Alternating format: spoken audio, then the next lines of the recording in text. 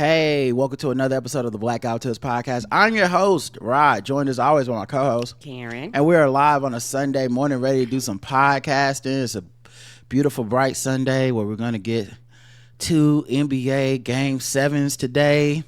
Can't wait for that. I got to get my gym schedule right so I don't miss any. So we're doing the show a little early so I can get out of here and work out and get back in time to see these Game 7s. Lots of crazy news dropping today. We got the stuff with Diddy. It's all kinds of stuff going on, and we're going to get to all that. I want to thank everybody who took the time to sign up for our annual coronavirus sale. A lot of y'all signed up. A lot of y'all are now premium people. Y'all behind the paywall. You go listen to all the old premium episodes. You can go ahead and go on our website and check out stuff. You're going to get live shows. Yes. When we go live for Balls Deep Sports and the Nerd Off, it's going to be a fun time. It's going to be fun. If you have any questions, you can always email me, theblackouttips@gmail.com. I can help walk you through it. The official weapon of the show is Voting chair. and the unofficial sport, Bullet ball. and bullet ball, extreme. And I don't even really know where to start because there's just so much going on. But I guess I'll start with. I'm sorry. I got a thought. Well, I was gonna say guess I'll start with banter. Okay.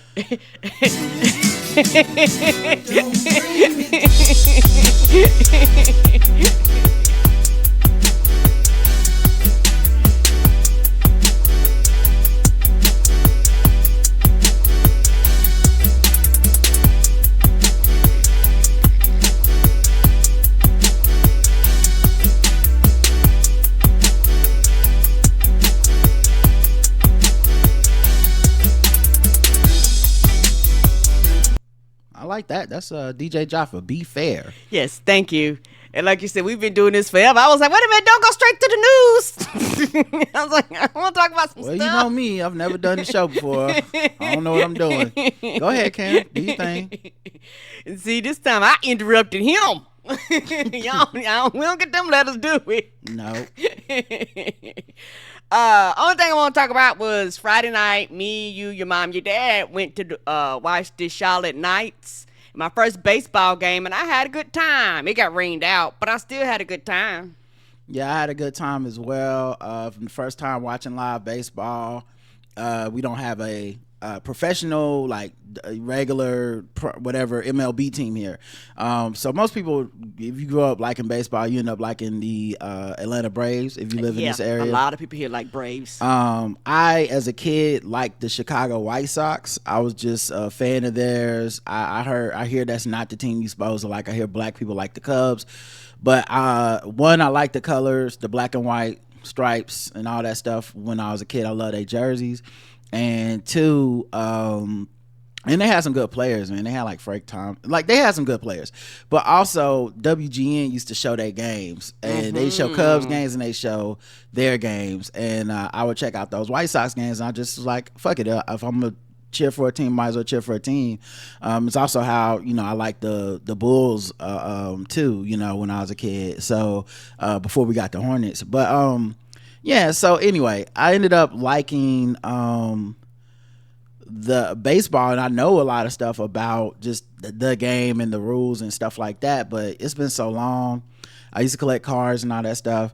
So I hear it's good to watch in person. The TV product has improved over the last few years with the quick camera cuts and the pitch clock count and all that stuff. So like they've done some stuff to make it a good TV experience. Compared to like even 5-10 years ago, it was brutal to watch on TV, in my opinion. But now I'm such in my bag with other sports that when I just see baseball, I just kind of change the channel. But seeing it in person was fun. Our stadium is beautiful. There's not a bad seat in the stadium. It was a gorgeous day until it started raining. Yes. And the crowd is cool. Like it wasn't too crowded in there. The weather was great until it started raining. We went and got like some gear. I got Charlotte Knights hats now and stuff. We'll definitely be going back to a game or two. I definitely want to continue that. And yeah, and they play like games between the innings, and the innings go kind of fast. Although the other thing is, because it's AAA baseball, these are not guys that are necessarily as good as the pros, or they're injured, or they're here for like certain reasons. And so it actually makes the game a little more fun to me than regular baseball, where they're so good that they can go. Sometimes they can go whole games and nobody makes a fucking mistake. And that's the game of baseball, is really who's going to make a mistake first at the pro level. Okay. And then once that happens, that's when the game starts. Like, it's really somebody fucking like gets an error, somebody fucking drops a ball, someone gets a hit, something like that's when the game starts. In real baseball is like somebody fuck up, and then it's like, okay, game started. And sometimes they can go long periods of time depending on the pitcher, the hitters, all this type. Like you be going into the 7th, 8th inning, it's like it feel like ain't shit happened yet, even though these motherfuckers are playing so excellent. But it was cool to see it up close and personal, and experience that. So I thank you for getting those tickets. And yeah, it was cool to hang out with my parents, and we had a good time. When we got rained out, we were soaking wet, and raining bad. Karen and my mom was all synced up, like, let's go out to get something to eat. Yes. Me and my dad were both like, what? Yeah, y'all was like, it's wet, we wet. Like, I'm soaking wet. I would like to go home, change clothes. Like, why does this have to continue? We had a nice outing. Clearly, this game is gonna go till whenever, and it's just, at this point, it's like I've been in the pool. Like, the rain was bad, y'all. I had a great time, and yeah, I got a discount through my job. And I even did a little research, and I was like, what is the best seats to see like the skyline of Charlotte? Because it's kind of downtown, and the way it is, I've been past it, but I've never been in it. And when you go past it, it almost look underground. Like, because you're driving from the road, so you just seeing like where everybody enter, and so a lot of times people enter, and then you go down to sit down. So I was like, well, I didn't know, exactly how I know it might sound strange, but just how the setup and stuff was. So, I actually had a good time, and the baseball diamond is smaller in real life than TV. I don't know why TV just makes it look bigger to me. I think also those are different. So different ballparks are different sizes too. Everything's not the same. Okay. In the major leagues and stuff, the diamond part where the bases are, that's all the same. So okay. And it just looks smaller. But if you went out there and tried to throw a ball from the mound to where the catcher, to home plate, it's long as shit. It's okay. just, it's like looking at a basketball court. It don't look that big, but if you get in that basketball court, you like, holy shit, they running up and down this every play. Like, it's a lot.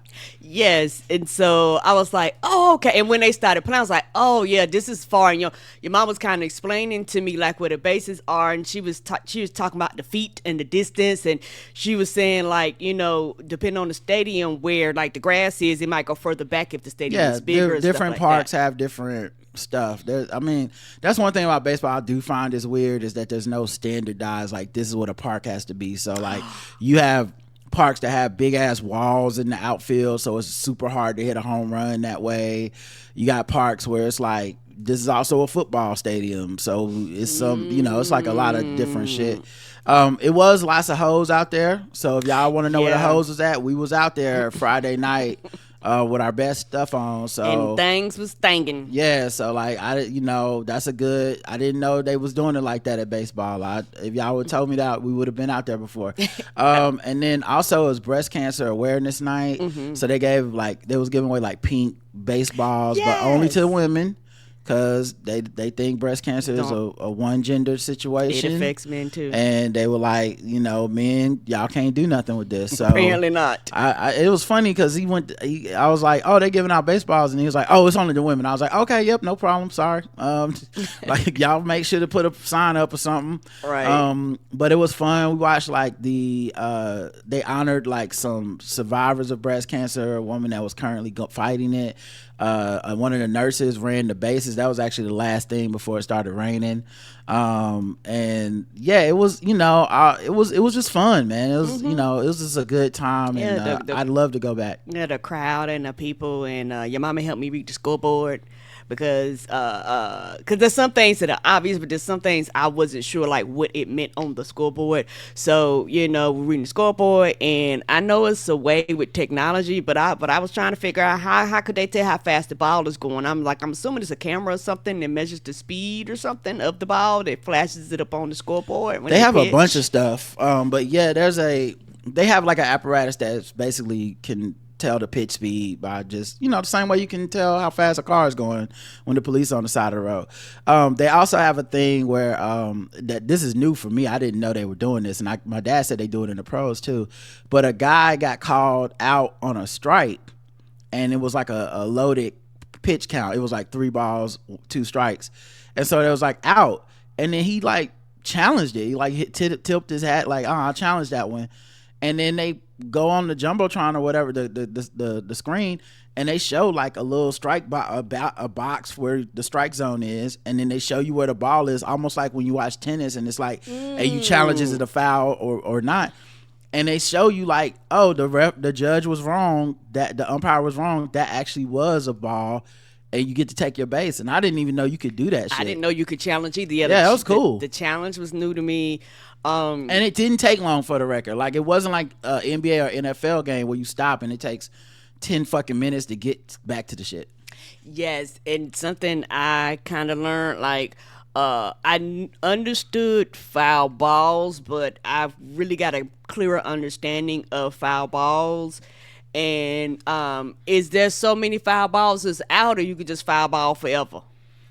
So you can't foul out, meaning you get I think it's 4 foul balls or something like that. Basically, if you hit the ball like foul, it's like 1, 2, 3.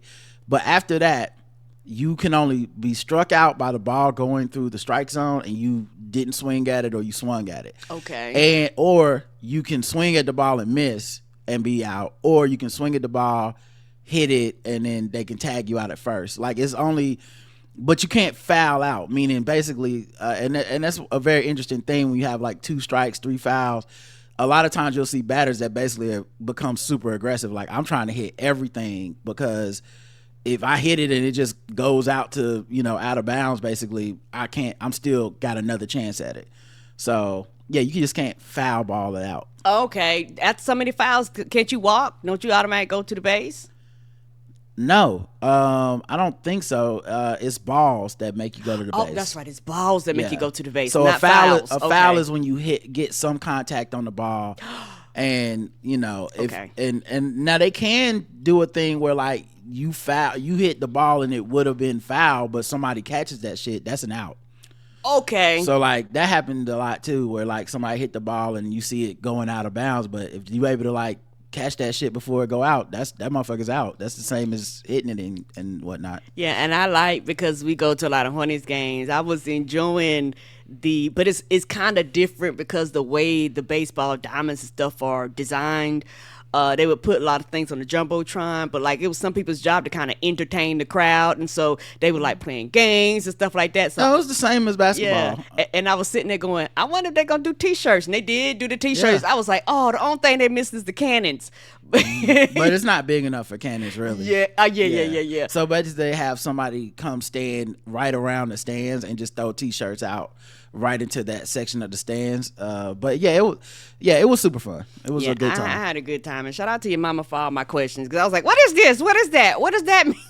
Yeah. I didn't know. So I had a great time, and I really do look forward to doing it again, and hopefully it will not be rained out. But other than that, my first baseball experience, I had a good time. Shout out to Nick Jew, because baseball is her jam.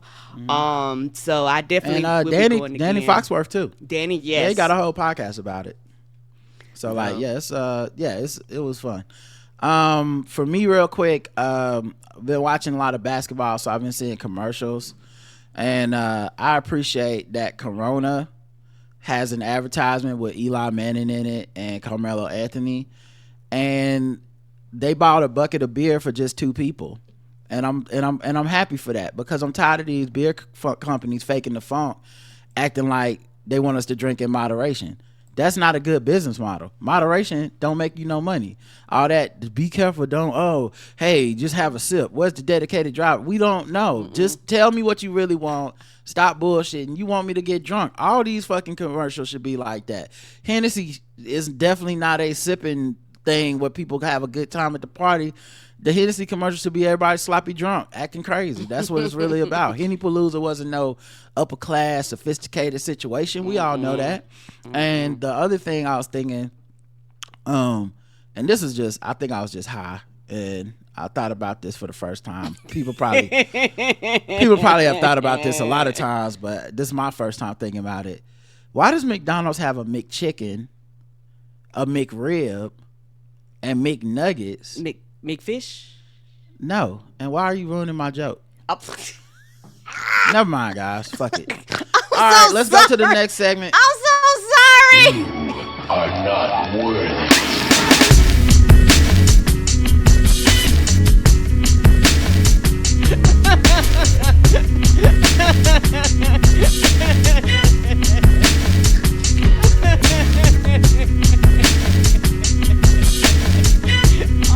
Oh no.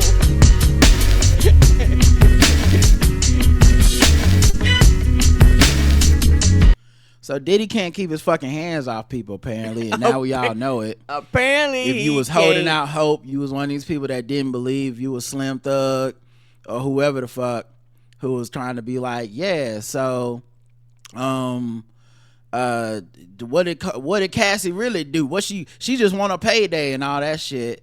I guess you can go ahead and stop that bullshit. It was on Friday. You know, some people will call it a news dump, because that's normally when the Friday news is seen as a news dump. But I wouldn't classify this as that. But a video dropped of Diddy in a hotel, and it was in a towel. And Cassie was in the hallway trying to get an elevator, and Diddy comes running down the hall in nothing but a towel and some socks, and starts beating her very violently. I initially, when I saw it, was like, I quote tweeted and was like, oh shit, and then I ended up deleting it because I was like, fuck. Honestly, if you're the kind of person that needed to see the video to believe her, what the fuck am I doing? Right. Y'all, you either a person that understood when those allegations of how specific they were and went, yeah, that shit probably happened, or you just a motherfucker that's never gonna believe that, or your mind will see this evidence and eventually find some way that this ain't right too. Like, there's no reasoning with those people. So like showing it, putting it in their face to the chagrin of everyone else that is gonna have to see it too or whatever. And now look, honestly, days like this, if you really that triggered by it, you should probably just get off of social media, because it's too big of a bombshell for people to not share and to not see, and it's so unrealistic to be like, I can't believe we know everybody's gonna do it. You knew it, we all knew it, we know that's part of the risk of even having social media, is that stuff like this happens and goes viral and people discuss it, but many are outraged and they're sharing it, and I'll share that outrage. You're sharing it because you're mad and shit. But yeah, I saw the video, and yeah, it's super disturbing. It's a very brutal beatdown. Some people say don't even describe it, but I mean, we're doing an audio podcast, and it's either this or play the video, so I'll just have to describe some of it. But right. I mean, he's kicking her when she's down and stomping on her and shit. Like, it's not a this isn't even the bullshit excuses people have for the Ray Rice video where they're like, well, she said she spit on him getting in the elevator. Like, he's just beating her up. And for all the people that said they didn't believe her, or she was exaggerating, or the other things didn't happen, this was also in her lawsuit.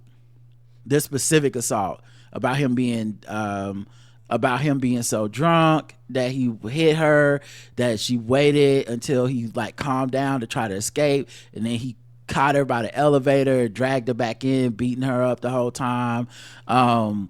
and that he paid $50,000 to the hotel to get the video and cover it up and all this other stuff. So like this is stuff that were allegations. Now you're seeing the physical evidence of it being true, and I don't even know how you excuse any of this at this point. I don't know what the new all that bullshit, or well, he must have been trying to buy something, or they trying to take a black man down. I don't know how you arrive at that from this, but I'm sure some people will.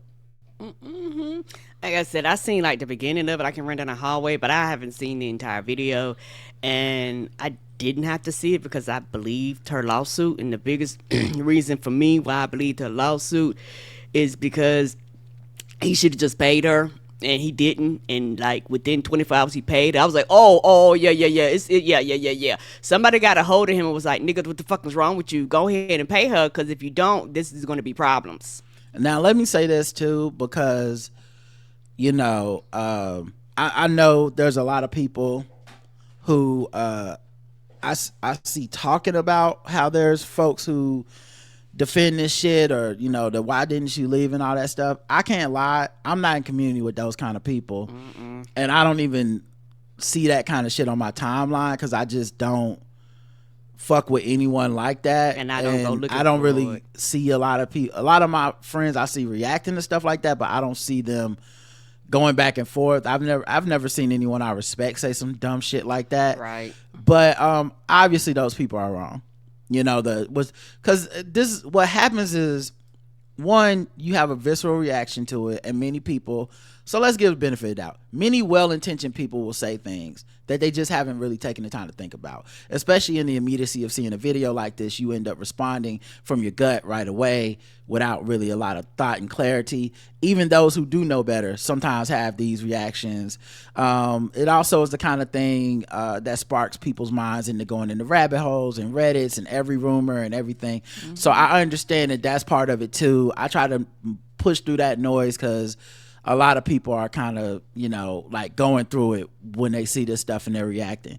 That being said, facts that we do know is that, and it doesn't matter how many times it's said, but it's just true. When women try to leave, that is the number one time that the violence escalates, and many times that is when death, that is murder, that is for them, and that is when killing happens. And so all of the why didn't you just leave shit is a very ignorant point of view, because either A, you haven't experienced it or been in it, right, or B, you haven't read or believed these people who have told you after many decades of not just research but actual evidence of people being like, no, when you try to leave, these motherfuckers literally kill you.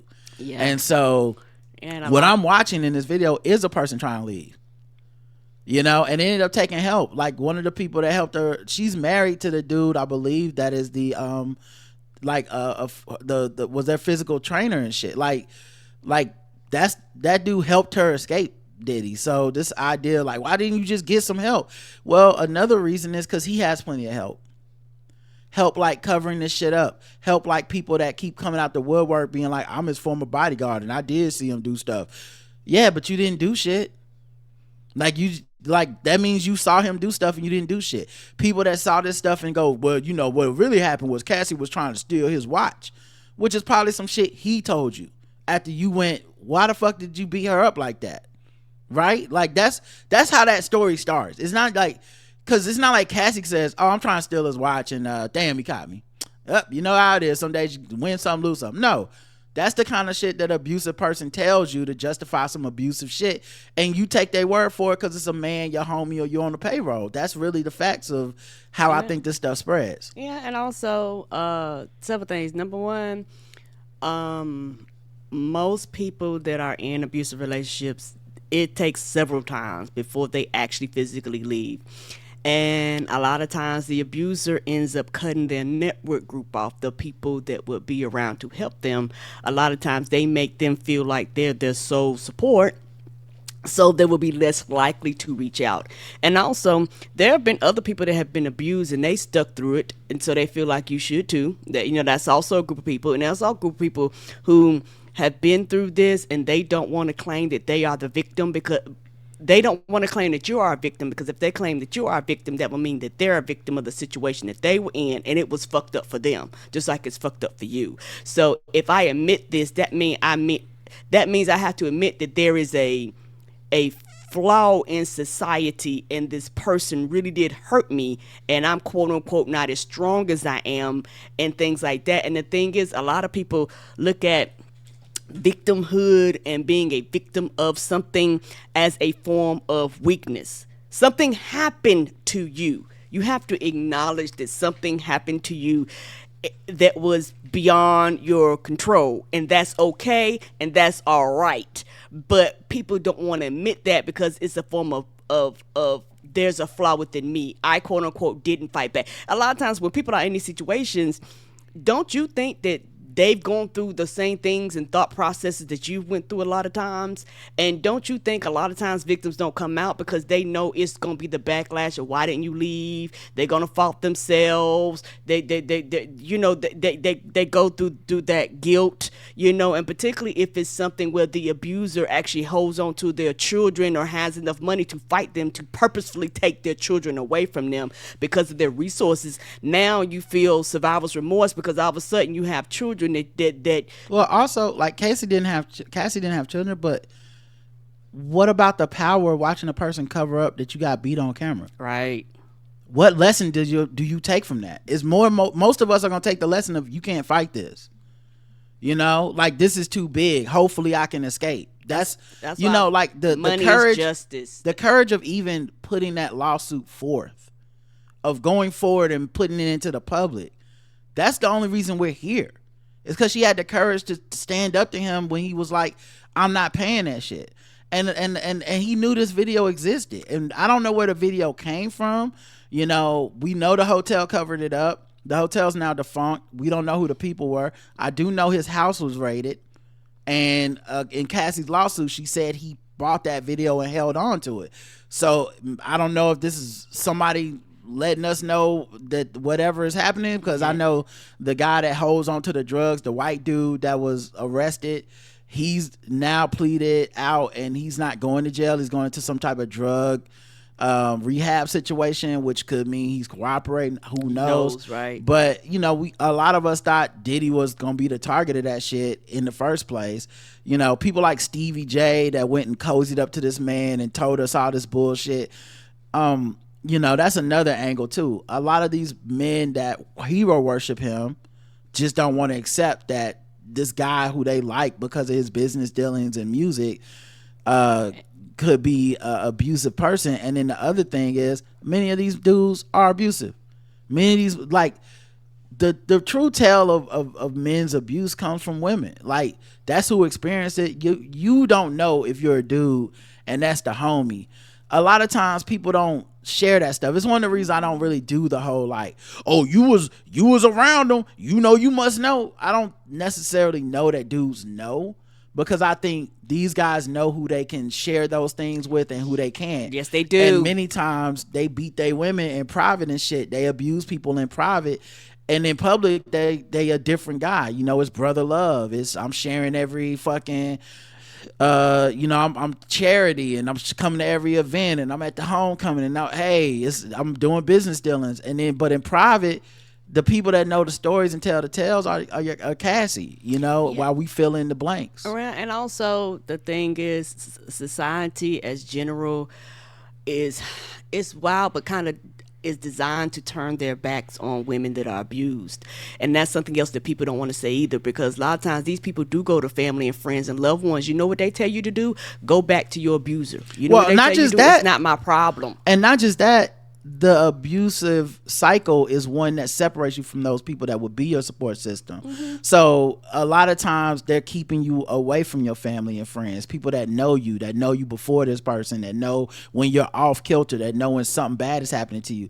They convince you that they the enemy. They tell you you can't go see them because it made me think you cheating on me. They don't like me and all this type of shit. And then sometimes after years of separation, you go back to those people like, hey, I need help. And many times those people are like, the fuck, you cut me off. And they don't because they're not in that cycle with you. They don't even understand this is part of it too. So in addition to your, you know, your soft family members that are like, baby, this is just marriage problems going back, there's also a ton of people that would have helped you that they are purposely made to that the abusive person purposely make sure you're separated from, so you don't have that safety net. Agreed. And you also, within that group, you have people that will help and then call the abuser until the abuser where you are. That's what I'm saying. And that becomes a problem too, Yeah, because like they I don't said, understand the importance of, hey, I'm trying to get away. The fuck is this? Exactly. Like your softer, that's why I say your soft family, your people that are, hey, no, this is just what a relationship is, or y'all can work that out, or, you know, hey, those people are also a problem. But I'm saying even beyond that, yes, I'm with you now. There are people that their moral makeup is to help you, where these kind of folks are like, don't talk to that person. She don't like me. Your little friends, I don't fuck, like that kind of shit. And next thing you know, it's been years, and you come through like, hey, I need to escape this person. It's like, it's making it a harder process for most people to just be like, okay, let's go, because they don't even feel the closeness to you anymore. I agree. Now, he apparently issued some type of apology on social media on his Instagram today. I'm truly sorry is the only thing it says. There's almost 50,000 comments underneath. It's so difficult to reflect on the darkest times in your life, but sometimes you gotta do that. I was fucked up. I mean, I hit rock bottom, but I made no excuses. My behavior on that video is inexcusable. I take full responsibility for my actions in that video. I'm disgusted. I was disgusted then when I did it. I'm disgusted now. I went in and I sought out professional help. I had to go into therapy, and go into rehab. Had to ask God for his mercy and grace.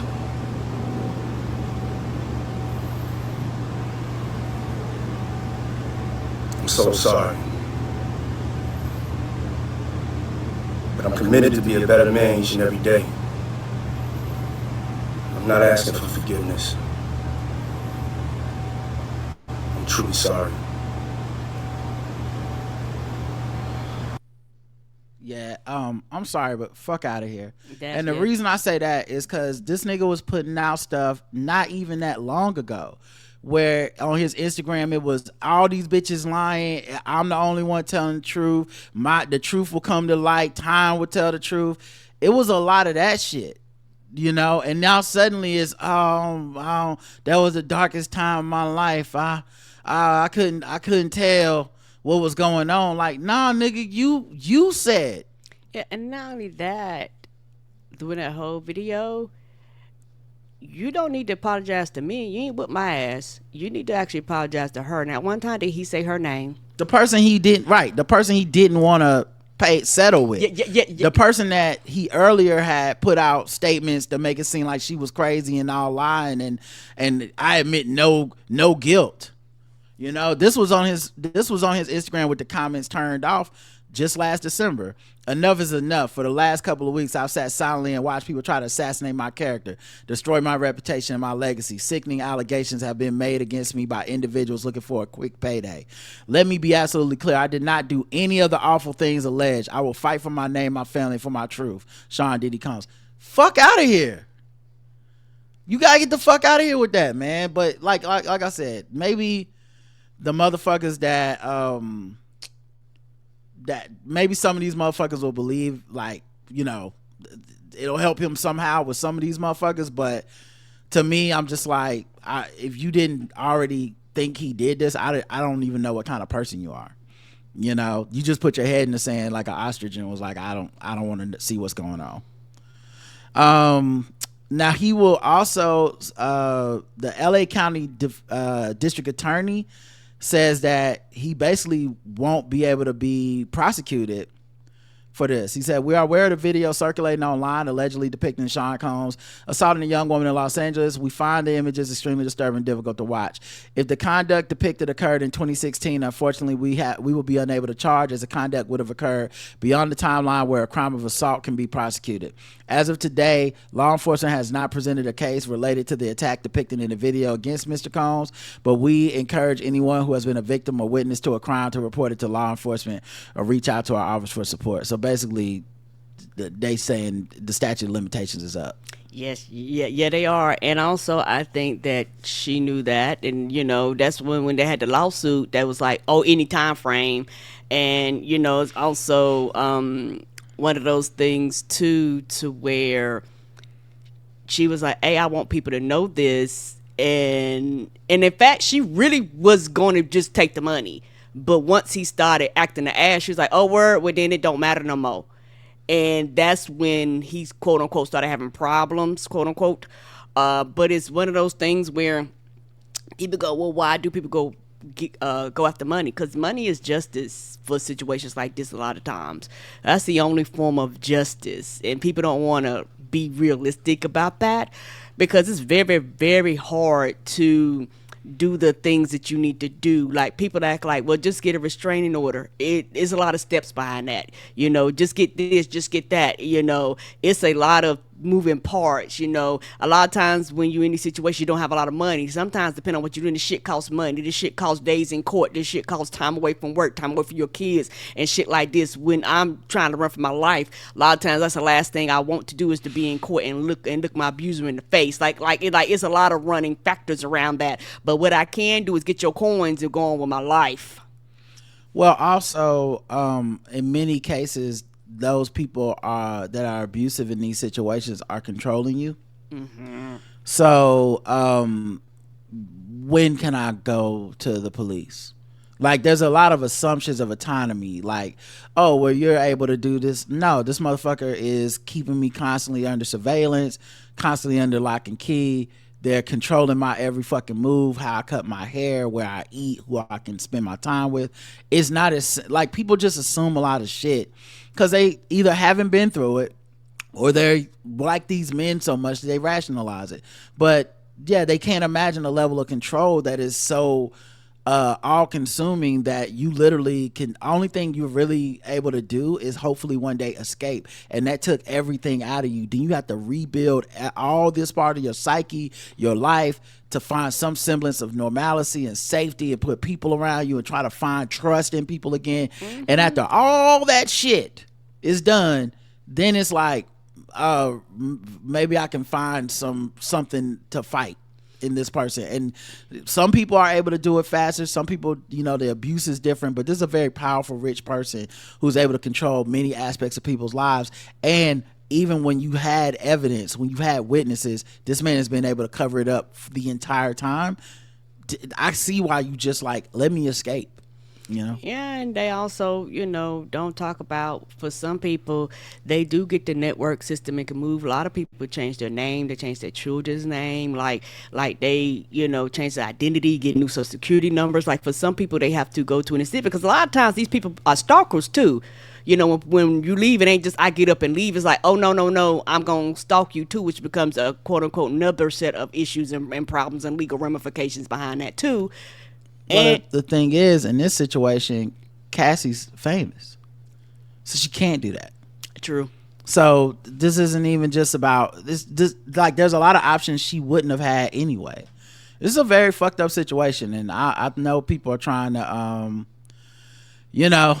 see. I don't know. They're rationalizing. They're dealing with shit, not trying to have like a little bit of understanding and grace for that kind of shit. People are.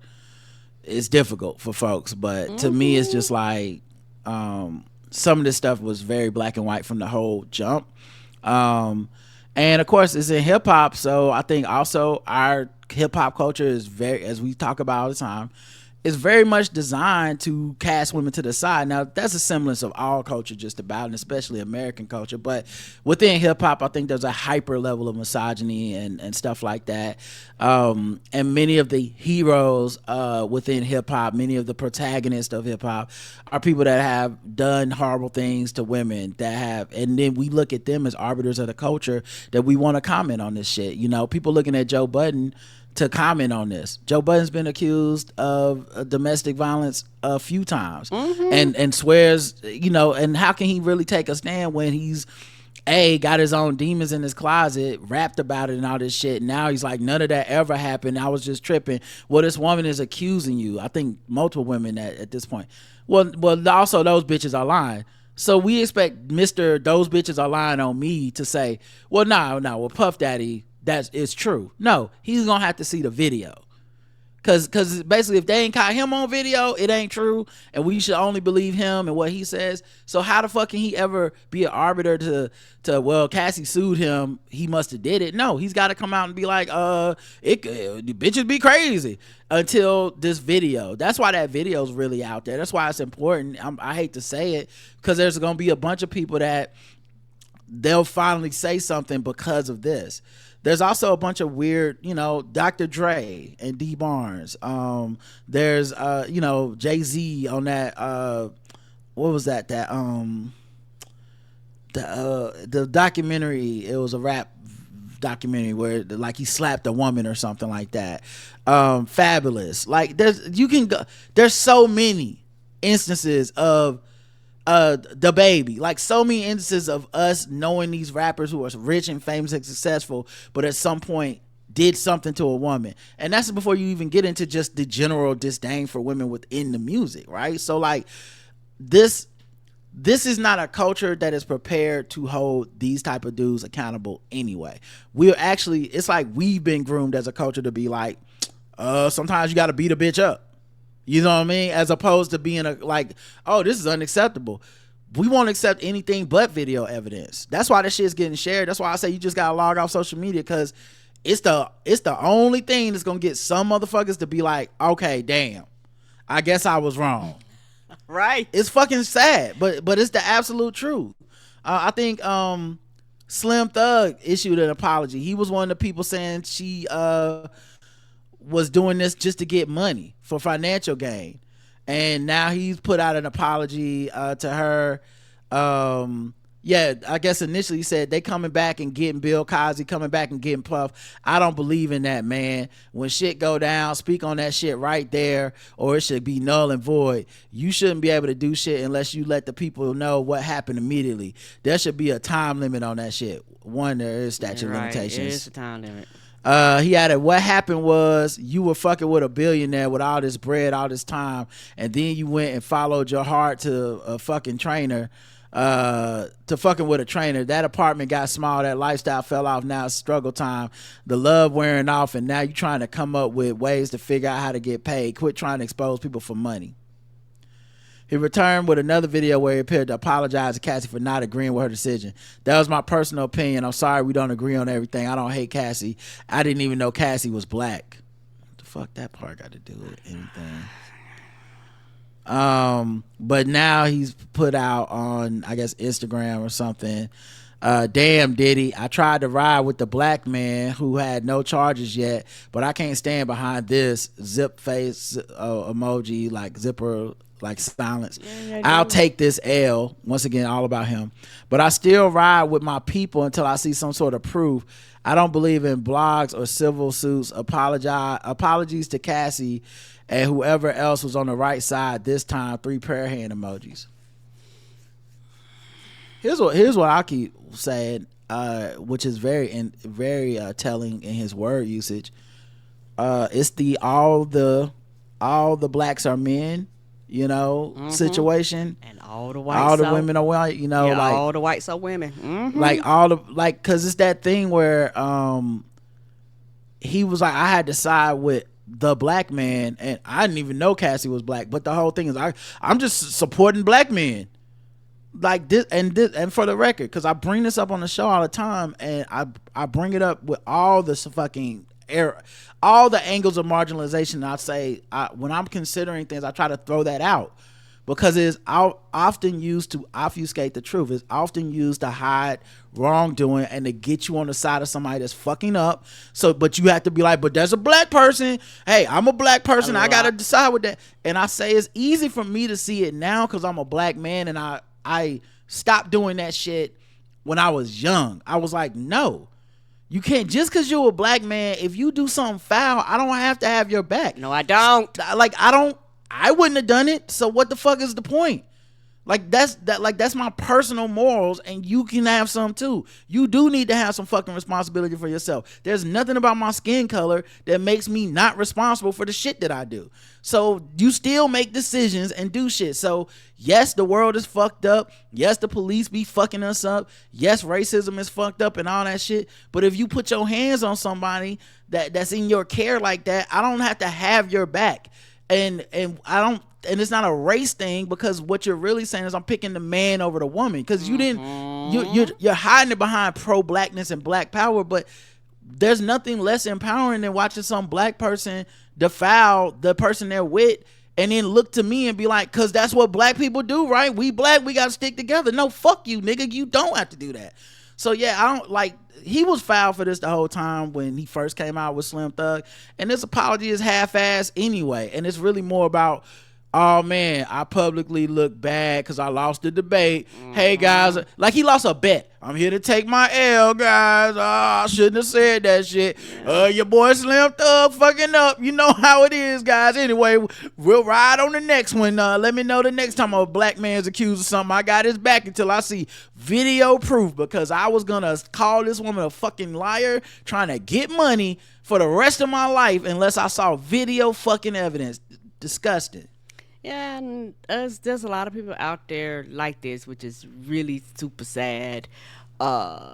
Because for a lot of people that abuse, you're never gonna get videos. Like, you're just not, because people don't normally record it, and they're not normally out in the open. And most people can hide behind that because you know that video ain't coming. Right. So like this the 1% of time where someone actually saw this video. The vast majority of times, it's just going to be a person who was abused or allegedly abused, their word against the person who's like, I never done nothing wrong. And people will accept that 100% of the time because they just like, fuck it. Like, I can ride with him because there's never going to be the evidence. Meanwhile, there's evidence all throughout the stuff she's saying. People, Big Sean, was it Big Sean or Kid Cudi? He blew up my car. Multiple other people coming out like, hey, he sexually assaulted me. I was 17. Well, I ain't pictures of the girl on his lap and when she's 17. Well, I mean, listen, he a black man. They just want to take down a billionaire. Fuck out of here, man. Let's see. Revolt issued a statement saying they were very disturbed by the video. Now, they already allegedly cut ties with him. It was immediately. They was like, oh, no, you got to go. Okay. Oh. Yeah, they just fade into the background. He stepped down as chairman in November 2023 and sold his final shares March 2024. I don't know how rich people work, so who knows what that really means. It was like, we have no ties with him. Right. But like I was saying, who knows what that really means, because a lot of times with rich people and shit, they can do shit by proxy. You can still have controlling influence over the board and stuff. I have no idea what that means, but they put this statement out, and publicly it seems like they have done the right things to get away from him, as so they don't have to deal with the fallout. Whether or not they actually, give a fuck or not, as a business, he's just he's nuclear hot right now. Mm-hmm. I was like, we don't want that associated with us whatsoever. Chris Brown trended on Twitter because stupid motherfuckers was saying dumb shit like, y'all better do Diddy the way y'all did Chris Brown. And I'm like, what point do you think you're making? What? Yeah, his name was trending because so many people made the same point. But what point do y'all think y'all making? Right. I just need to know, what point do you think you're making? Because it sounds like you're a Chris Brown fan who think he's somehow been done wrong for people not liking him after he beat one of the most famous women on the planet, right. looking like that. Evidence of it. photos of her to today floating around the internet with her face fucked up. What are we talking about here? And if anything, the Diddy shit, if it goes like Chris Brown, it'll be Chris Brown is working. Yes, he is. Like, people don't have to like Chris Brown, but Chris Brown is and touring and everything. Chris Brown is making money as an entertainer and rich as fuck and doing whatever he wants to do for the most part. The only thing he can't do is play in an NBA Celebrity All-Star game because his delusional ass fans don't realize the rest of people out here are going to be like, that's a bad look for the NBA. We don't think he should be out there. You notice when you look around at the rest of the court, nobody else is out there. Jonathan Majors ain't shooting threes. Like, it's a fucking reason that that's happening. But somehow y'all are so caught up in fucking Chris Brown defense mode that y'all refuse to admit like obvious shit like, oh, this dude did do that shit. And the consequences of doing that have not been bad for him. Meaning, motherfucker is working. Motherfucker ain't never go to jail. All the other shit that he's ever been accused of, he's still fine. He's still out and free. What the fuck do you want from people? Right. Like, and so, like, I don't even believe that shit is even true about the, or even a relatable point of like, well, y'all better do him like Chris Brown. Like, nigga, that Venn diagram is a circle. If we don't fuck with Chris Brown, we don't fuck with this nigga either. Period. The problem is that Venn diagram is a circle for your ass too. You love Chris Brown, so you don't want to see no. You like, why can't we just love Diddy too? That's what you really want to say. Mm-hmm. But yeah, that's fucking crazy. But yeah, his name was trending. It was so much. Also, that might tell you something about, if you're a Chris Brown defender or whatever, that might tell you something about how heinous what he did is. We see a video of somebody getting beat, and the first thing we think of is him. He ain't had nothing to do with it, but even his own fans brought his name up to be like, well, y'all better get him the same way you getting Chris Brown. Like, that's bad. You know, you're not bringing them up when a viral video of someone dancing you're not like, Chris Brown can do that dance too. No. Even you, his fan, are bringing up the beating of Rihanna. So get the fuck out of here. Then there was a lot of strays floating around. Van Lathan of the Higher Learning Podcast was accused by Rocky Thunder, who I'm not even sure I know about to who? What she does. I just saw this. Sound like a wrestler name. Yeah, sure. It's not like what I'm about to say is gonna be serious or damning in any way. She was a main cast member on season 3. Oh, Rocky from Love and Hip Hop. I didn't know her last name was Thunder, or I guess her stage name. I just know Rocky, R-A-Q-I. But yeah, she had said that Joe Budden assaulted her while she was on he was on Molly. She's talked about how she had tried to go on his pod. Matter of fact, let me go on her Twitter, because this article is like written by the people that's trying to I believe low-key kind of help out Van Lathan. But anyway, Rocky says, I had a conversation with Van Lathan in 2019. I told him about the Diddy abuse. He said he wouldn't touch it because that was his friend. Then he called Joe Budden to tell him where his baby mama was hiding from him. The days, 2024, the year of truth. So I find it funny in a couple ways. One, Van Lathan used to work for TMZ. And that's a very, like, this video and all this stuff is very, like, a very TMZ level of, like, hey, somebody said it. We don't got to vet it. That's just what happened. Van also is in the industry, and he got ties to some of these folks. He counts Charlemagne amongst his friends. A lot of times when people want to, well, this is the point I'm trying to make. You want to see people, quote unquote, held accountable, but look at who got to hold them accountable. It's the homies. And the homies ain't the ones for accountability. Not like that. Not in public. Not no, like they don't. And a lot of this racial solidarity shit is hidden. Is paternal racial solidarity. We can throw the women to the wolves as long as the men are cool with the bros, you know? So it's like, if your man done got accused of several sexual assaults and shit and talked about it on his podcast and openly made jokes about the shit, but when it gets hot, when it gets cooking, it's like, that was all jokes, none of it was real, it was all made up. Well, this girl is saying that you really did it, her mom is saying you really did it, and it's 2022 or whatever. So like, I don't know why are they still lying and it's 2022? Don't look over there. That's the homie. Anyway, coming up next, we're gonna get a donkey of the day to Diddy. You know what I'm saying? Like, that's how this shit is. So I don't see the accountability. And if those are your homies, you really can't be fair and reasonable or admonish them. Now, if you don't know those motherfuckers, if they were some white supremacist motherfucker you never were gonna be in a circle with, no mercy for never worry about going to black brunch with, never worry about having on your podcast, then yeah, you fry their ass. But when it's a motherfucker that's like, I don't know, I might see him. We might need to do a TV show together. I might pitch. Now it's different.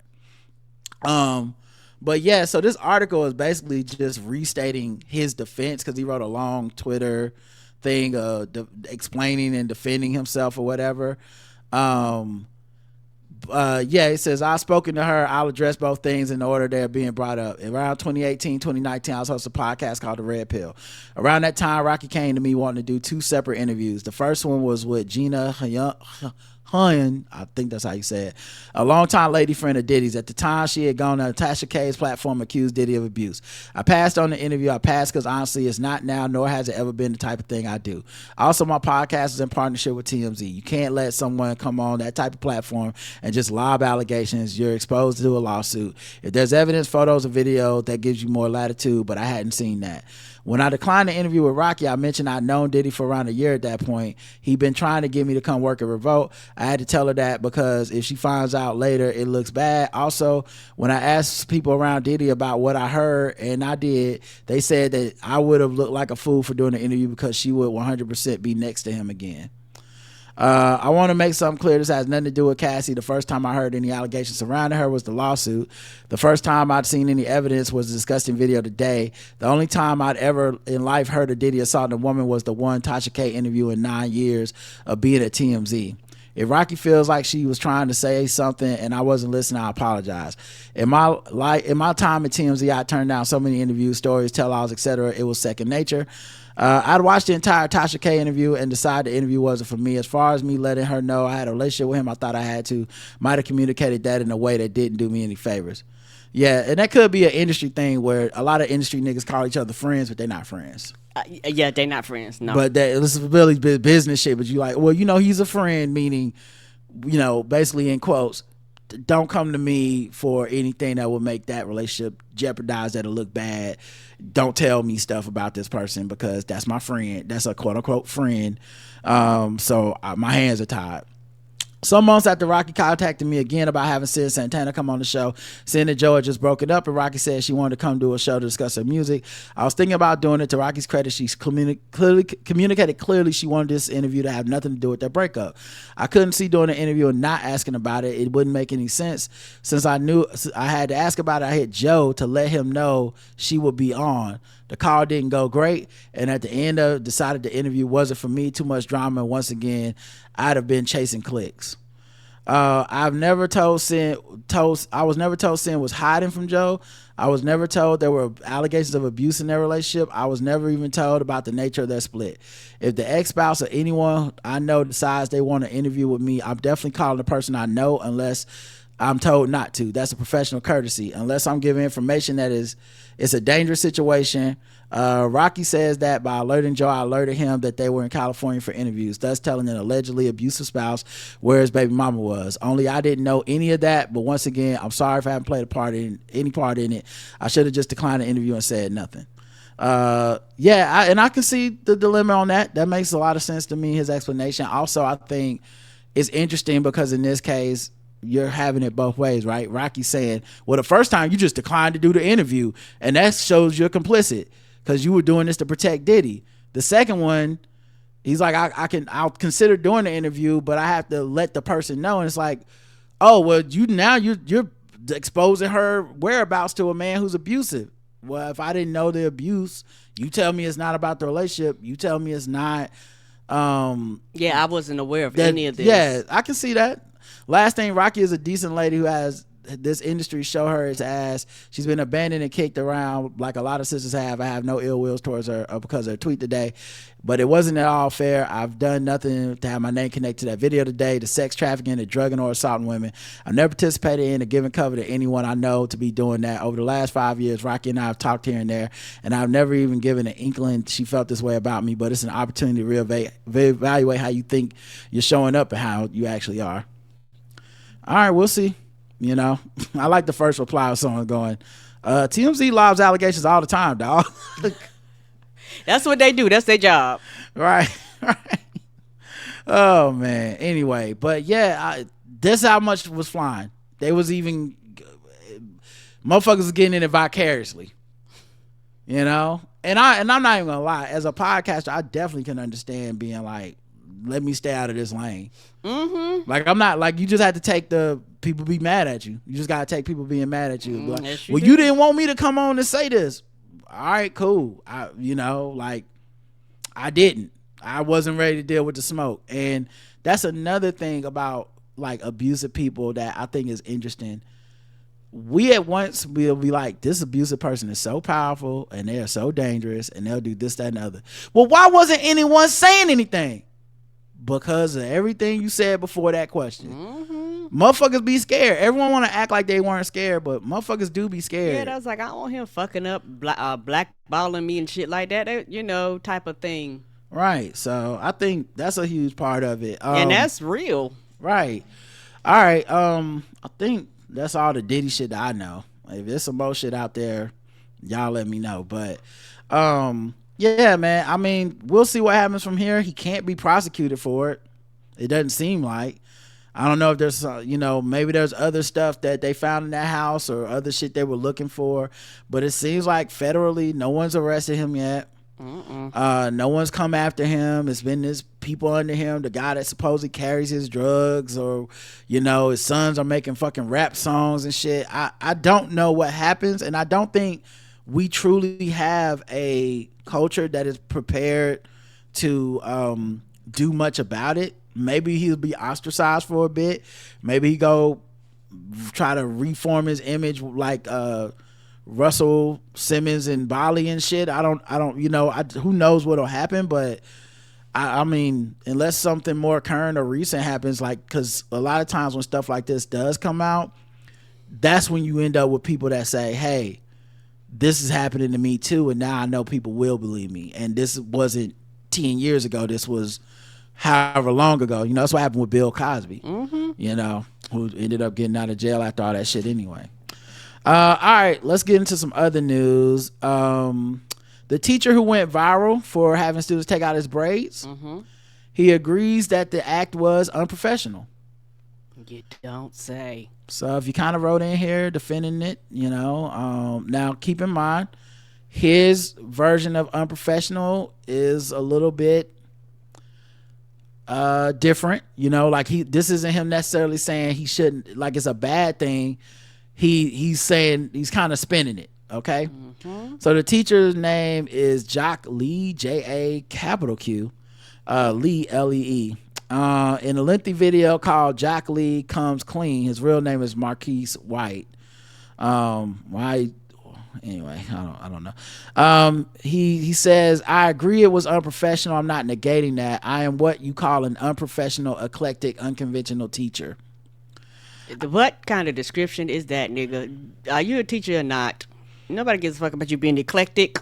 It's such a weird spin too, because like you get paid at your job to be professional. I can see you saying you're unconventional and eclectic. To say you're unprofessional feels just like it feels like you're trying to gaslight me or spin me into like, yeah, and that's right. Like, that's okay too. Like that's what freedom is, being unprofessional. No, I have a job as a podcaster, right?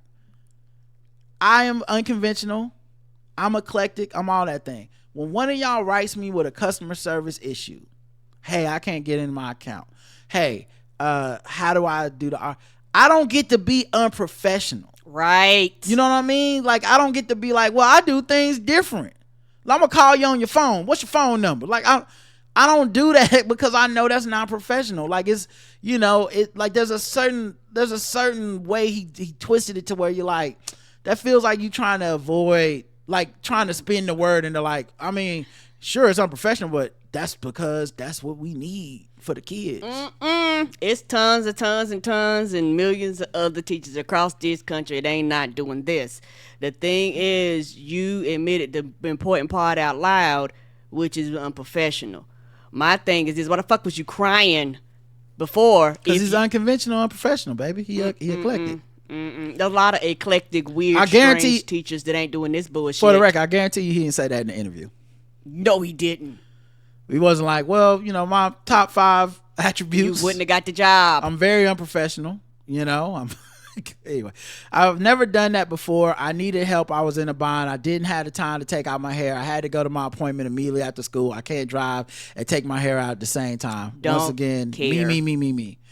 He later said, I do have personal space boundaries. My students know they can't just be all up on me, all around me. Saying he has forbidden zones in his classroom where students are not permitted to enter. He did say he has not been fired and he's still a teacher, which I told people I thought people were saying that to purposely try to escalate the conversation so that he would be a victim of like, y'all went and got him fired. And I was like, we have no proof this man got fired. And more than likely, somebody talked to him. Right.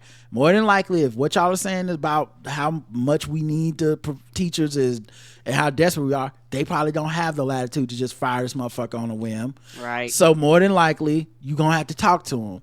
And if this is like a first strike situation, you just basically tell them stop doing this shit in the classroom. Right. No braid shit, none of that. And also stop live streaming everything. Right. And that's it. And there's no reason for him to not have a job unless... Because what I think we need to stay focused on, because all of the stuff with the, you know, he's a predator, all that stuff, because we don't have any actionable proof on any of that, that's just people going off of their vibes. Mm-hmm. If one of these kids were to come out and say something like that, absolutely, get them out of here. Yes. But you can nip it in the bud and stop making it seem like it's okay to be, and be like, hey, the personal texting and shit, that's got to stop. All the best friends, social media shit, that's got to stop. This shit you did on social media with the fat shaming, the looking at the girls' butts, that shit got to stop. Right, because it's all that gray fucking area. Yeah, like, right. We got to take all the gray area out. You do need to be professional now. Yes. You do need to do that, you know? And just because you didn't have the time, reschedule your fucking appointment, my guy. Right. Do it on the weekend. Yeah, you can't make that, like, you can't trick us into making that our problem. Right. That you made a decision with your personal decision. Well, these kids, they was just helping me. Yeah, okay, dog. Listen, I had time to get my car washed, so I had the kids do it. I had time to cut my grass. There's a line where it's like, buddy, that's a you problem. Yes, it is. But yeah, it's just funny how he flipped the unprofessional and the like, but it's a good thing, right? No. The man who was convicted of attacking ex-speaker Nancy Pelosi's husband with a hammer is to be sentenced. His name was David DePape. He's 44 years old. He's found guilty in November. He's facing, the prosecutors asked for a 40-year prison term. Yes. Stop that bullshit. Yeah. That man broke into her house because the fucking Republicans made her shit public, and they broke into their house. Didn't they? Yeah, didn't they make her address public? I don't know. I actually don't remember if they did that or not. But somehow her information got out to the public, and this person showed up at her house. So yes, go to the jail. Yeah, they said he was motivated by his political beliefs, not because he wanted to interfere with the speaker's official duties as a member of Congress. That's what his attorneys say. But yeah, he didn't want to interfere. Didn't he ask specifically for her? Yeah, he was caught up in conspiracy theory. But these are his attorneys. Oh, yeah. Like, they're not gonna. What they gonna say? Yeah. So he's a Canadian who moved to the U.S. more than 20 years ago. He ain't Nigga, that's what I'm gonna say. Bitch, you ain't from here. They not like us. He testified he believed news outlets repeatedly lied about Donald Trump. In rants posted on a blog online forum that were taken down after his arrest, he echoed the baseless right-wing conspiracy through QAnon. theory of QAnon, which claims that devil worshiping pedophiles run the U.S. government. So yeah, you're right. It's Trump related. I don't know if they doxed her address or if that stuff is just like publicly available. Okay. Yeah, it might be. Yeah, I see what you're saying. Yeah, it might be just something you can just do, but just because of their positions. Yeah. Let's see what else happened. This is interesting. Speaking of politics, Cardi B is saying she's not gonna vote in 2024. She did an interview, I believe, with Rolling Stones. Rolling Stone, not Rolling Stones, that's a band. Where she says that I don't fuck with both of y'all, talking about Trump and Biden. And so Spiritual World is a Instagram account that posted this, and she said, I know you guys might think I'm irresponsible for this statement, but I truly just don't like these candidates. Trump is trying to start a dictatorship and take the rights of women. The other is funding a war where millions are getting killed. I was over it when a bomb hit a hospital and Biden brushed it off and lied on how it happened. I don't want my vote to be part of whatever comes in the next 4 years. I just don't want nothing to do with it. Everyone can do as they please. Local elections matter to me more. Which obviously we've talked about. It's asinine statement on the local elections, because your local elections, if you don't have people federally who will support your local municipality, they absolutely will override whatever your local election did. For example, in Charlotte, North Carolina, we passed a law, I forget what year it was, must have been like 2012-ish, 2010-ish, whatever. But we passed a law that was, hey, we want to pay people $15 minimum wage in Charlotte, North Carolina area. And we want people, no matter what gender they are, to use the bathroom that affirms their gender. That's it. That shit ended up basically coming down to like literally less than 1% vote on the next governor. It cost us the ACC tournament because Republicans snuck in the middle of the night. And yeah, we woke up the next morning and people was like, the fuck is this? Like within days after that bill was passed, if I'm not mistaken. And I think they ended up losing like a big contract with like Amazon or some shit. It was like, we're not going to move there. Republicans snuck into the legislative chamber in the middle of the night, did a surprise vote, and they passed laws that basically said you have to only use the gender you assigned at birth bathroom, and no raising of minimum wage in any municipality. Meaning, let's say you were hyperlocal. I vote for my mayor, I vote for my city council, I vote for, okay, well, the people over your state, the people that make the law for the whole state, they supersede that. And that can happen on the presidential level many times as well.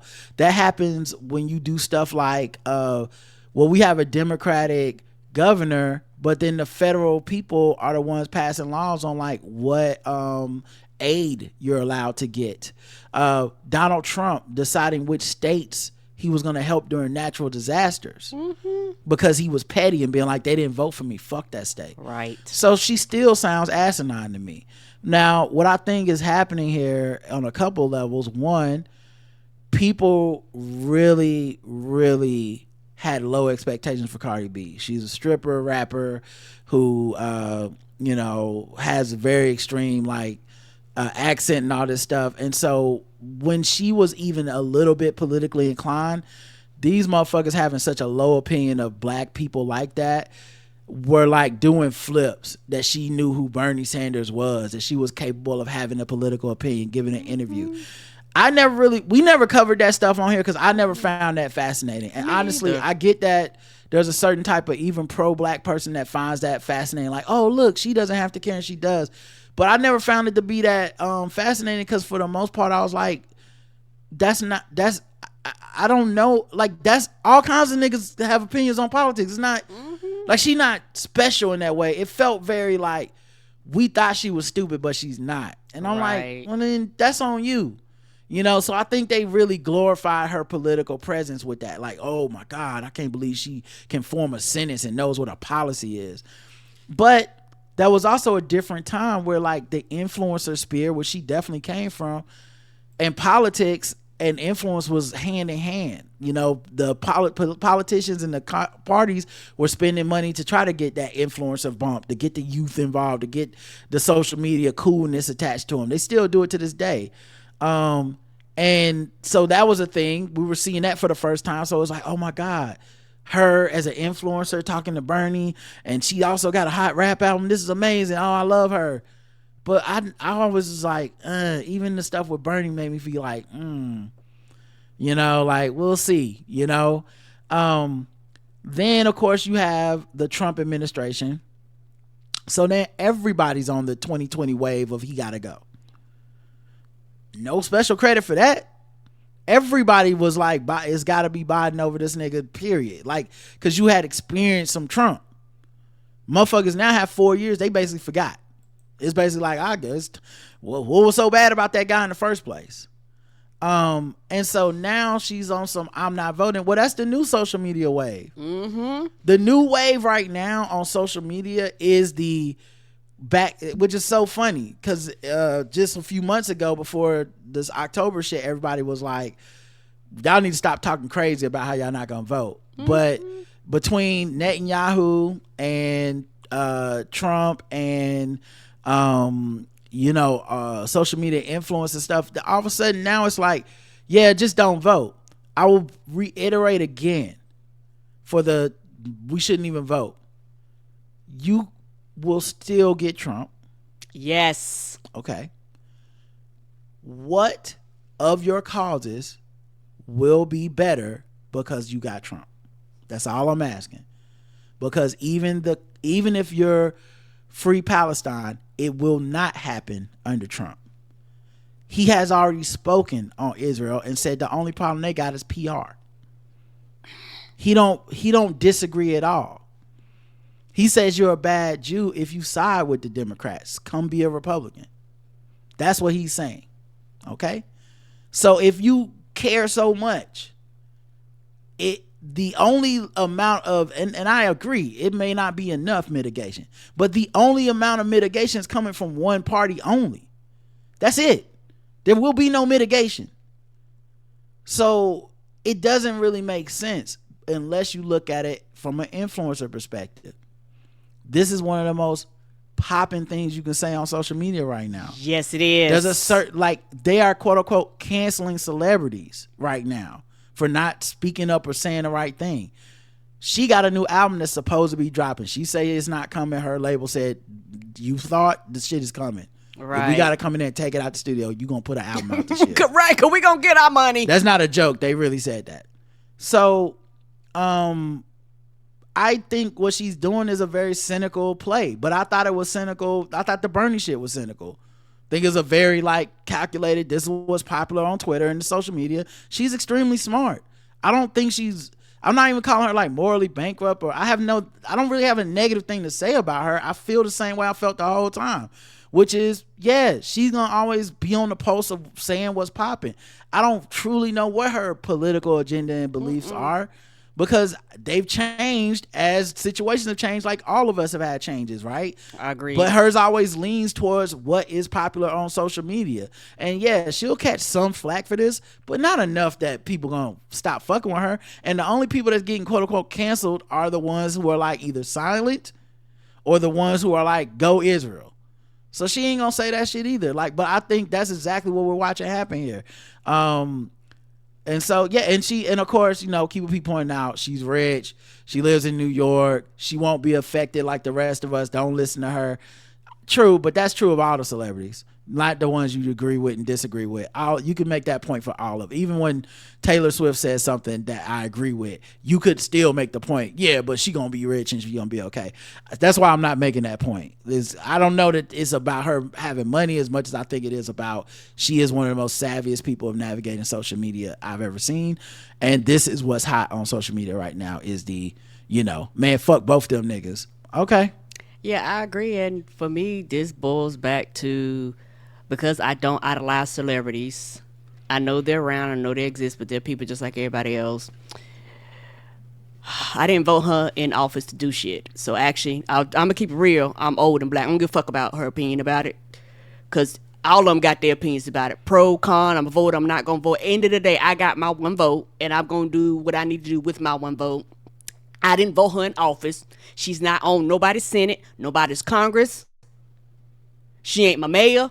She ain't none of that. So because we idolize celebrities, everything they say when it comes to this shit, we act like it's the end all be all. But a real politician start talking, and them the people y'all need to be on their asses and put their feet to the fire and hold them accountable for that bullshit. But it's goddamn crickets. Yeah, I wasn't looking for a celebrity endorsement. I also think these debates that they're gonna have between Biden and Trump, they're not mind-changing debates for me. I do, but I'm not anti these debates, for the record. I think they should have the debates because motherfuckers have forgot. Mm-hmm. A lot of motherfuckers have just forgotten. They've gone into their information silo. They don't think. They think. It's so funny to me. They think we're penalizing Joe Biden by going, you don't get to run this country. Like he's gonna go be sad and it's gonna be like, yeah, we showed him. Like I feel this way from 2016 to now. Nothing's changed for me. If Joe Biden had his druthers, he'd be somewhere fucking fishing, watching his dog. Spending time with his grandkids. The reason this motherfucker's running for president again is legitimately he feels like Trump is that big a crisis for the country. Yes! The fact that he could have run in 2016. But I believe they convinced him like, nah, Hillary's gonna beat Trump. Yeah, it's Hillary Clinton. And many of us thought that, for the record. Don't I'm not putting that on him and his people like they were crazy. But I understand why, because it was like, yeah, it's Hillary's year. Why would you do this? I'm pretty fucking sure that dude would love to not have to deal with this shit. All right. He really he's like old Steve Rogers. Like he really is like, fuck. That's what the fuck it can be. Is Trump, y'all serious? Well, yeah, I guess I'll run, because apparently I'm the only motherfucker that they will let run. Like the rest of you, we had a chance to vote for every other kind of motherfucker and we just didn't. Yes. You want a gay person, you want a black person, you want a woman, you want a young person. We had a chance to vote for all of them and we said no to every last one of them except the old white man. Right. So this is what the fuck we got. And I think this like wish casting that people are doing is just a destructive thing. But maybe seeing Trump on that stage being repugnant, telling everybody that whatever that 2025 plan of like I'm gonna be a dictator and lock everybody up, maybe that'll shake some motherfuckers and be like, oh yeah. Maybe when they're on a stage and they're both asked about Israel and you see Biden basically go like, man, we supposed to support them, but I don't like what they doing and I'm trying to get them to stop. And the other dude's like, they ain't doing nothing wrong. The only thing they doing is y'all being some bitches. Maybe that'll make people go, oh, if the other guy's in charge, all the stuff that I said I'm trying to stop won't be stopped. Maybe, but I don't know. We'll have to see. For me, it becomes very frustrating because sometimes I feel like America is gaslighting me, because I'm like, I remember y'all. Why is everybody else acting like this shit didn't happen? This shit didn't exist. Like we wasn't under Trump. Why does everybody act like he didn't, fuck up the economy and all this shit? Like you feel like a canary in the coal mine, and you're like, the fuck is wrong with all of y'all? Yeah. All right, let's see. Lauryn Hill may have new music and fans are getting excited. I'm excited. I hope it's good. It's been a while. And Hill gang. And Hill is in the house, and when she comes touring on the concert, I'll make sure to clear out a couple of days just in case she decide to be a little late. I'll bring a book with me. But make sure your Kindle charged up. Yeah, so hopefully we get some new Lauryn Hill. We'll see what's happening. It's been a long time. I don't know if it can even possibly live up to any level of expectations or standards, but I'm here for it. Last time she dropped a whole album, I think, was Unplugged, and that was not my favorite album, if you know what I'm saying. It's not like that. So we'll see. All right, let's see if there's anything else. We should do something else before we get out of here. Like I said, I want to try to get to this gym and back before these games start. But oh, you know what? We'll do a little bit of fucking with black people, real quick. Boom, boom, boom. Fucking with black people. Fucking with black people. Fucking with black people. Fucking with black people. Yeah, I wonder what Cardi thinks about the Supreme Court taking away our right for. Anyway, all right, fucking with black people. We go around the globe, find different people that make us feel fucked with. We'll assign point scores from 0 to 100, intervals of 25. And today's contestants is everybody.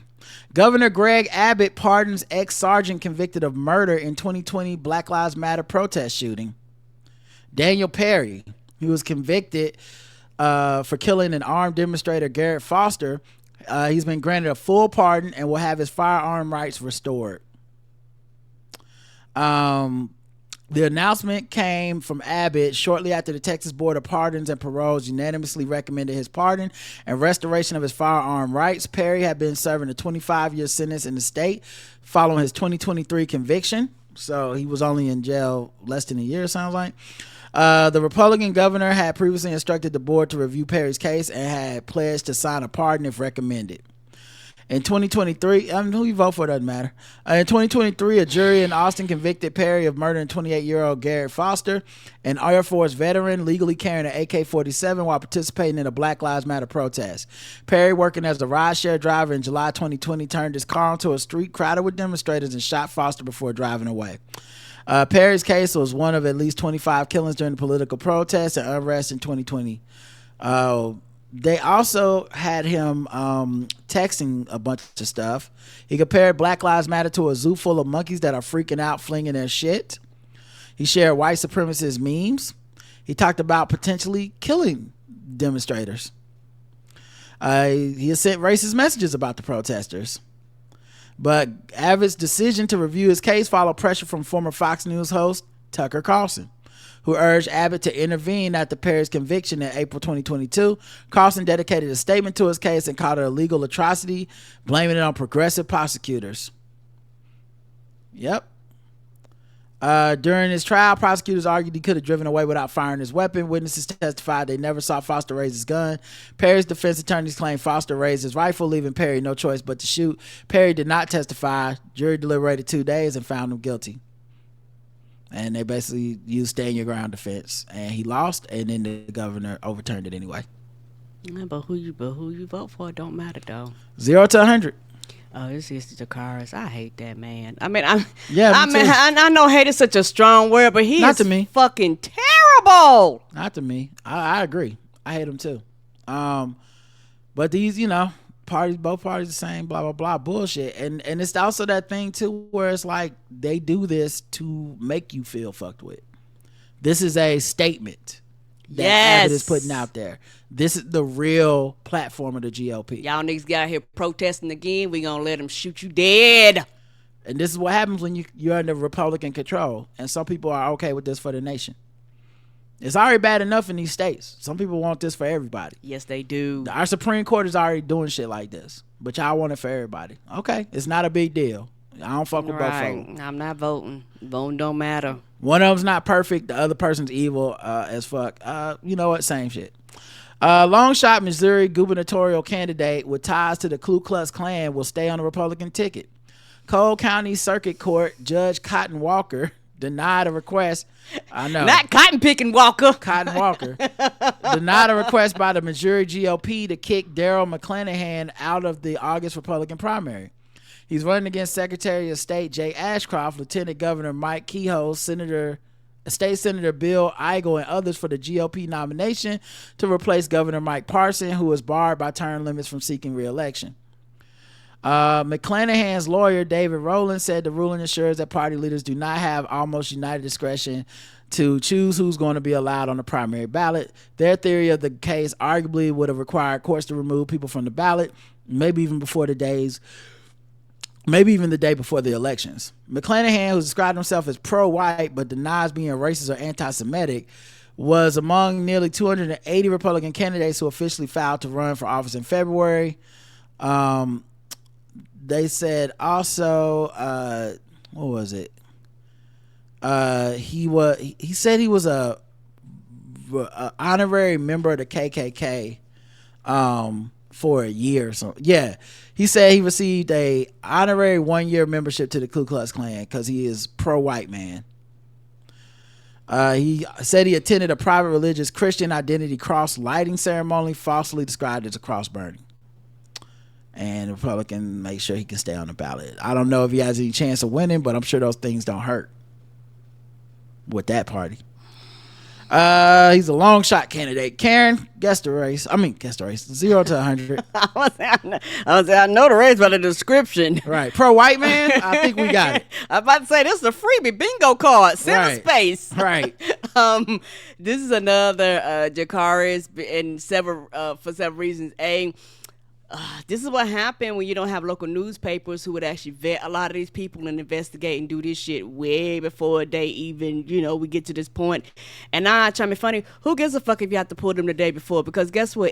If the populace is voting for you, you don't represent everybody by saying I'm pro-white man, because everybody that's up underneath you ain't gonna be white Aryan race. There's gonna be people from all, so you're literally not representing everybody and everyone. This is what happened when you have gerrymandering out of control. Run them up. Certain states, Alabama, Mississippi, they have been so they have beaten down and handcuffed the black vote so bad that there is no chance, even with some of these states being majority black, there is no chance that Democrats can win. There's no chance that black candidates can win outside of like a few districts that they have. So what becomes the truth is whoever is the most Republican / conservative / white supreme, whatever that means, those are the only people that have a chance. And so they can't forcibly throw anybody out. Like, you know what I'm saying? Everybody gets to be in because there's nothing too repugnant at that point. The only thing repugnant at that point is people that say stuff like, well, actually, I'm pro-choice. Well, that motherfucker will never be on the ballot. You know what I mean? You know what? Black lives do matter. Okay, you unrunnable. You can't even run. But if you say some shit like, I'm an honorary member of the Ku Klux Klan, we have to stop the wheels of the system to make sure this man gets a front seat at the cookout. And the thing is, you can tell they're gonna pick and choose, because if somebody was running and let's say they was, a member of the Black Lives Matter, y'all were like, get them niggas out here immediately. Mm-hmm. So we know that you're kind of picking and choosing who can run and who can't run. And so that's the thing that really, really frustrates me, and it's one of the biggest thing I will continue to harp on it. This is why the Democratic Party can't forget about the South. You can't act like because we can't never win, we're not going to invest the funds and the resources to fucking take it back. Everybody just takes their money, and we're just going to do these handful of states. Well, bitch, we matter too, and we count too. And everybody just be like, well, ain't no reason. Well, then get y'all asses down there and motherfucking fight then. Don't abandon us. Don't act like, we don't matter and we don't exist just because we're not up north and out in these other places or other country. We count too. We matter too. We're part of the country too. And that's the shit that fucking irritates me sometimes about the Democratic Party, because they're like, well, the South is a shit show. But baby, guess what? This shit show is gonna run up north. That's what's gonna happen. I like to take it a little bit further, Karen. It's not just the Democratic Party. It's our fellow Democratic voters. And that's why, like I said, I try to be understanding, because they have different circumstances. They come from states they think are safe, jurisdictions they feel like it won't be affected. They got whatever things. But I always agree with you when you make this point, and I try not to be angry about it, because I am so angry. But it's one of the reasons that when I hear something like what Cardi B says, it causes like a seething rage, because you are abandoning the rest of us in the country that don't get to live in the place you live, that don't have the safety of the place you have.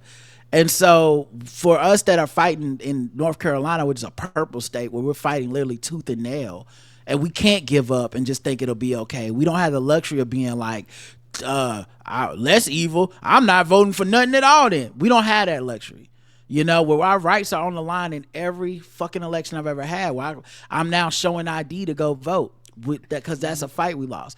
Where an organization that is charged with evaluating countries, democracies, to see what counts as a democracy and what doesn't. An organization in, I believe, 2016, they deemed our state, North Carolina, not a democracy. Now, we fought tooth and nail to get that back. But still, it's a fight for us.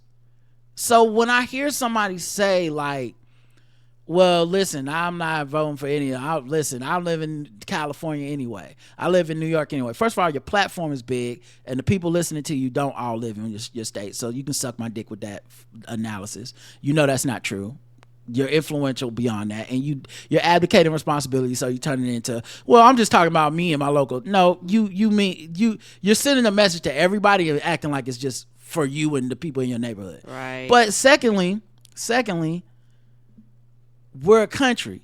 So when you opt out of the federal responsibility, the international responsibility at all of even mitigating harm, you're saying fuck Alabama, fuck Arkansas, fuck Mississippi, fuck those niggas down there. Go see my concert, sure, if I come down there, but I ain't got to come down there. I don't have to worry about y'all, and y'all don't have no power. And what do those people need when there's a natural disaster? Federal funds, federal government. What do they need when there's like some racial ineptitude that goes all the way to the top of the state? They need federal investigation like the DOJ. They need that stuff. Federal resources. You want a president who goes there and it helps. You want people that look at your map, and when they have a judge look at the map, it's not a judge who's just like, go Trump. You want someone to look at that map and go, hey, the way you are fucking gerrymandering these black districts, black people don't have enough power their voting power has been cut to zero because of how y'all have manipulated these maps. Go back and do it again.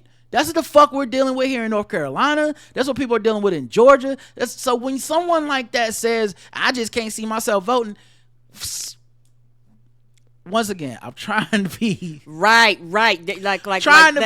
understanding that they have a different circumstance that informs them differently, so they don't see the fight the way I see the fight.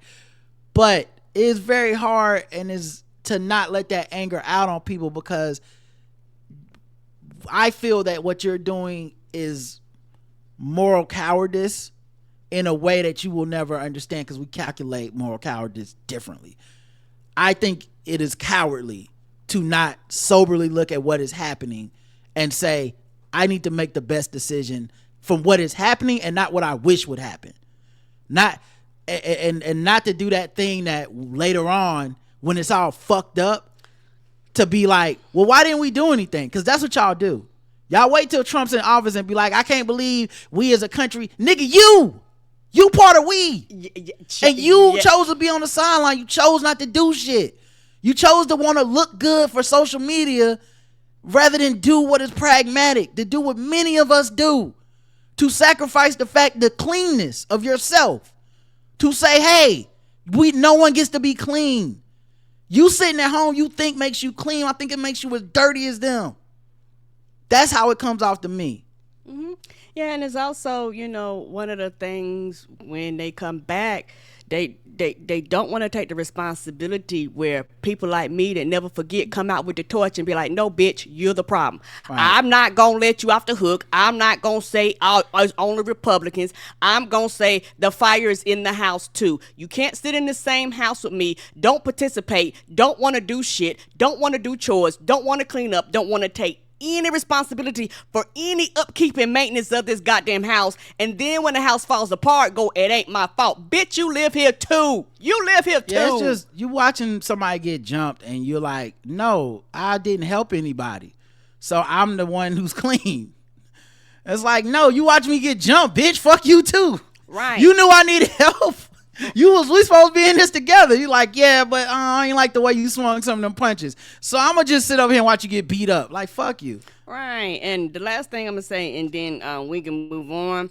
the thing about coming down and helping the South, you know who was a prime example for that? Stacey Abrams. Stacey Abrams showed she had a blueprint. If the Democratic Party was serious about fucking winning, and I mean like as a totality, they were serious, and all these quote unquote liberal in the middle people were serious, they would have took her blueprint. She literally showed the blueprint of what you needed to do if you wanted to bring your ass down here to the South. You know what, and though, win. Karen? And they said, fuck that and fuck you too. But that's not true. That's not true. One, they did run that blueprint. That's how you got Warnock and Ossoff that make 49 and 50 in our Senate. The only reason we have a Senate majority, slim as it is, as sometimey as Manchin and Sinema have been, it's because they follow her blueprint. They gave her the money and they did the shit. When a black woman, did it for herself, it didn't work because those motherfuckers is like, I don't know if I should vote for her. I'll vote. I mean, look, them men, we help get them in office. Like it's the voters.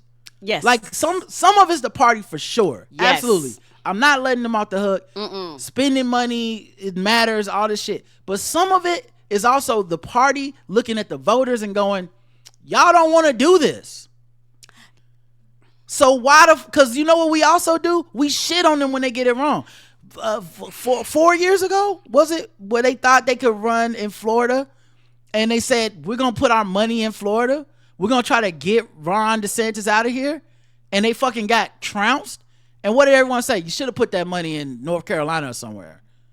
Right. Because now it's the Democrats' fault that they spent the money, that they put the resources in there. And I hear what everybody's saying, but the real truth of the matter is it ain't the money. South Carolina, they spent all that fucking money. Yes, it didn't work for Jamie, who everybody loved on fucking social media, but they didn't get their ass out of their motherfucking house and go vote. So it's not that. It's not that. It's not just the certain amount of money equals a win. That's not the truth. The truth is you're fighting against people who will always get off their ass and go vote. While we like to be like, I'm waiting on a perfect candidate. We like to be on the roof stranded and be like, God, come get me off this roof. And the boat comes by and it's a boat. That ain't God. It's a fucking helicopter. That ain't God. It's a fucking, like everything we need the perfect motherfucker to come get us off the roof instead of just getting the fuck off. That's it. We won't take a life raft. We need a goddamn cruise ship to come by. That's what we need. So yeah, I think, anyway, let's move into sore ratchets because I'm not joking. I do want to go to the gym and I could talk about I'm just getting angry. I started it, my bad, but that shit made me hot. If I didn't say the score, it's the Jakaris. I don't know if I said the score, but that's the score. I probably did and forgot.